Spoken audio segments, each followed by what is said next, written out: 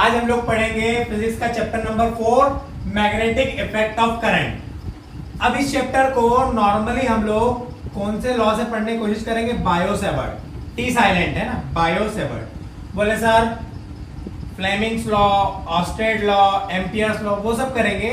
सारे के सारे जो फंडे हैं, मेन फंडे, वो कौन से लॉ पे डिपेंड करते हैं? बायो-सेवर्ट लॉ पे डिपेंड करते हैं। तो देखिएगा बायो-सेवर्ट भैया ने क्या कहा। बायो-सेवर्ट भैया ने कहा मान लीजिए कंडक्टर वायर है, कंडक्टर वायर में करंट आई फ्लो हो रहा है, करंट आई फ्लो हो रहा है। उन्होंने कहा कि अगर इस करंट कैरिंग वायर में के पास में मैं मैग्नेटिक कंपास लेकर के आऊं, क्या लेकर के आऊं?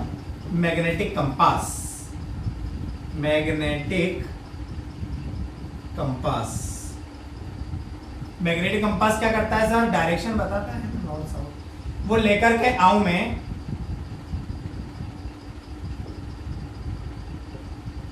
तो क्या करेगा? इसमें नीडल्स में डिफ्लेक्शन नजर आएगा। नीडल्स में क्या नजर आएगा? डिफ्लेक्शन। अगर मैं करंट की डायरेक्शन को चेंज कर दूं, करंट की डायरेक्शन को चेंज कर दूं, तो डिफ्लेक्शन भी रिवर्स हो जाएगा। डिफ्लेक्शन भी क्या हो जाएगा? रिवर्स। पहले मान लो इस डायरेक्शन में था, तो अब इस डायरेक्शन में होने लगेगा। तो बायो-सेवर्ट भैया ने कहा कि अगर मैं करंट कैरिंग वायर के पास मैग्नेटिक कंपास लाऊंगा, तो मुझे यह पता चल जाएगा कि करंट कैरिंग वायर के आसपास एक फील्ड क्रिएट हो गई है। कौन सी फील्ड क्रिएट हो गई है sir? Magnetic field, magnetic field, magnetic field बन गई है। याद रखना मैग्नेटिक फील्ड को डिनोट करते हैं बी से, है। मैग्नेटिक फील्ड क्रिएट हो गई है। कितनी वैल्यू है सर उसकी? वो मैं नहीं बता पाऊंगा। बायो-सेवर्ट ने क्या कहा? वो मैं नहीं बता पाऊंगा। लेकिन मैं किस चीज की वैल्यू बता पाऊंगा? जब मैं उसमें एक स्मॉल एलिमेंट ले लूं, बोले तो डीएल। मैं पूरे वायर की मैग्नेटिक फील्ड तो नहीं बता पाऊंगा, लेकिन स्मॉल एलिमेंट, छोटी सी लेंथ डीएल की क्या बता पाऊंगा? मैग्नेटिक फील्ड बता पाऊंगा। तो देखिए हम समझने की कोशिश करते हैं बहुत इजी तरीके से। देखिए जैसे मान लेते हैं कि हमारे पास एक कंडक्टर वायर है। कंडक्टर क्या है? हमारे पास एक वायर है जिसमें करंट आई है।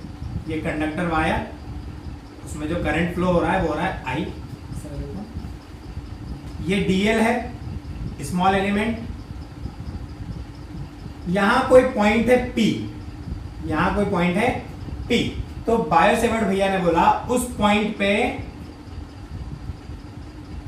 डीएल के कारण, मान लो ये एंगल है थीटा और ये डिस्टेंस है आर, तो उस पॉइंट पर डीएल के कारण मैं क्या बता दूंगा? Magnetic field. लेकिन लेंथ स्मॉल है तो ये भी क्या होगा? Small, dB. तो देखिएगा पहले वेक्टर फॉर्म पढ़ते हैं, ध्यान से सुनना। मैग्नेटिक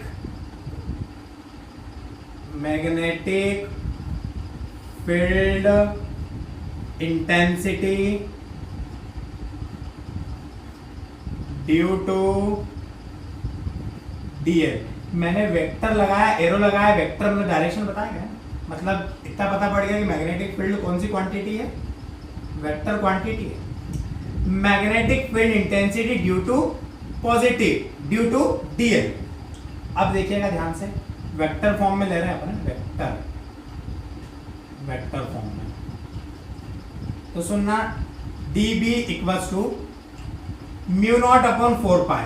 बोले सर ये क्या है? इलेक्ट्रिक फील्ड में हमने पढ़ा था 1 upon 4 pi epsilon not constant था, वैसे यहां कांस्टेंट है म्यू अपॉन 4 पाई। अब सुनना, I dl cross r upon में r क्यूब, ये हमारा क्या है? Vector form.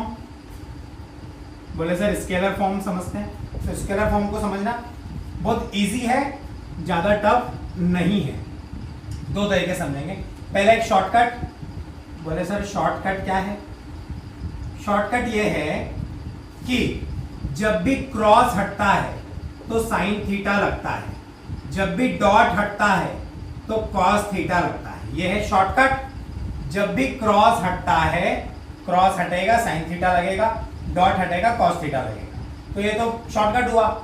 एक्चुअल में क्या होगा तो सुनना, करंट इधर है, ये करंट है, करंट की डायरेक्शन है, और ये आर पॉइंट है, इनकी डायरेक्शन है। तो अपन फॉलो करेंगे स्क्रू रूल। स्क्रू रूल बोले सर स्क्रू रूल क्या है?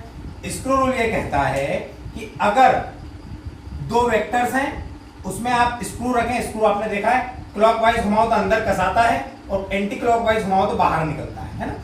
तो अगर मैं पॉइंट पे दोनों की टेल पे, दोनों वेक्टर की टेल पे स्क्रू रखूं और पहले से दूसरे की तरफ घुमाऊं, पहले से दूसरे की तरफ घुमाऊं, और अगर वो अंदर घुसने लगे, इनवर्ड होने लगे, क्या होने लगे?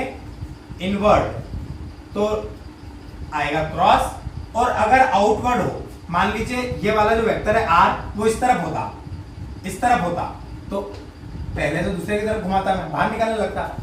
अगर आउटवर्ड हो, क्या हो? आउटवर्ड, तो लगेगा डॉट। अभी इनवर्ड है, देखो यहाँ पे स्क्रू रखा मैंने और कसा पहले से दूसरे की तरफ, तो अंदर जाने लगा, इनवर्ड मतलब क्रॉस, ये क्रॉस लगा यहाँ पर। ये तो सिंपल सा फंडा हो डायरेक्शन का। ये इसका वेक्टर फॉर्म। अब देखेंगे इसका स्केलर फॉर्म, देखते हैं अपन स्केलर फॉर्म इसका। देखना स्केलर फॉर्म इसका क्या है? dB as it is, mu naught 4 pi as it is. अब देखिएगा आई, मैंने बताया अभी आपको कि क्रॉस हटेगा तो साइन थीटा लगेगा, क्रॉस हट गया, dl इंटू आर और लग गया साइन थीटा अपॉन वाला आर क्यूब, ऐसा कैसा, एक आर से एक आर कट गया, हमारे पास बच गया dv equals to mu naught upon 4 pi I D L sine theta upon में आर स्क्वायर। यह है इसका स्केलर फॉर्म। मोस्ट ऑफ यही फॉर्म यूज होता है क्योंकि ये थोड़ा सा कॉम्प्लिकेटेड है। थोड़ा सा क्या है? कॉम्प्लिकेटेड है। कॉम्प्लिकेटेड मतलब ऐसा कि इसमें स्केल वेक्टर प्रोडक्ट निकालना पड़ता है, यहाँ डायरेक्ट काम चल जाता है। बुक्स में आपको क्या लिखा मिलेगा? देखो बुक्स में बड़ा सिंपल सा लिखा मिलेगा। बोले सर क्या लिखा मिलेगा बुक्स में? बिल्कुल कि भैया मैग्नेटिक फील्ड। देखो जो ऊपर लिखा है, ऊपर क्या क्या चीज लिखी है सर? आई लिखा है, डीएल लिखा है, साइन थीटा लिखा है, तीन चीजें लिखी है, आई डीएल साइन थीटा। तो आई डीएल साइन थीटा इन तीनों के प्रोपोर्शनल है और आर स्क्वायर के इनवर्सली प्रोपोर्शनल है। तो देखो बुक में आपको ऐसा लिखा मिलेगा, DV proportional I, DV proportional DL, DV proportional sine theta, DV proportional 1 upon R square. इन सबको मिला लो, वापस ये बन जाएगा। प्रोपोर्शनलिटी हटाओगे कांस्टेंट लगेगा, म्यू नॉट अपॉन 4 पाई। अब जानने वाली बात क्या है, सुनना, यूनिट। सर यूनिट क्या होती है इसकी? तो देखो इसकी यूनिट निकालते हैं अपन। इसकी यूनिट होती है न्यूटन पर एम्पियर मीटर, जिसको हम लाड़ से बोलते हैं टेस्ला। टेस्ला। इसकी एक यूनिट और भी होती है वेबर पर मीटर स्क्वायर, वेबर पर मीटर स्क्वायर। बोले सर ठीक है।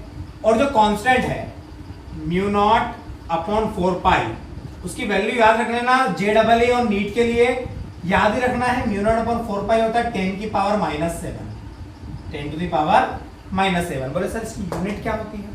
निकाल लेते हैं यूनिट। यूनिट निकालते हैं इसी फॉर्मूला से निकालते हैं। डीबी, डीबी था न्यूटन एम्पियर, चलो टेस्ला ले लेते हैं। डीबी था tesla, tesla equal to I current मतलब एम्पियर, डीएल, डीएल मतलब लेंथ है मतलब मीटर, अपॉन में आर स्क्वायर मतलब मीटर का स्क्वायर। 1 मीटर से 1 मीटर कैंसल। अपन किसकी यूनिट निकाल रहे हैं सर? म्यू नॉट 4 पाई की। तो म्यू नॉट 4 पाई ऐसा का ऐसा है ना। अब ये मीटर डिवाइड में तो मल्टीप्लाई में, tesla metre upon ampere, upon ampere. ये किसकी यूनिट हो गई? म्यू नॉट अपॉन 4 पाई की।